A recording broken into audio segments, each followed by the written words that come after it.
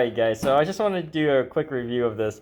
This here is Raos. Now this is a special type of Raos spaghetti sauce. If you look at, or marinara sauce. If you look at it, it's a sensitive marinara. This is without onions and garlic. It's originally, you'll notice that a lot of formulas have garlic in their flavor and stuff like that. But some people can't eat garlic because it'll cause a lot of issues like gas, bloating, things like that. But yeah, this is kind of neat that I noticed that Raos actually made a sensitive version for their marinara sauce. So here's the ingredients if you guys want to see it.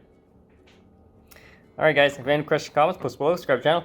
And taste wise, it tastes like regular spaghetti sauce, but without that sort of garlic and aroma to it. Here is the Raos sensitive. I just want to do a quick taste test for you guys. Here it is. Yeah, it's really good. Has a nice strong marinara taste to it, and you don't miss the garlic or onions that are or used to be in those things. Definitely check it out, guys. If you have any questions, comments, post below, subscribe to the channel.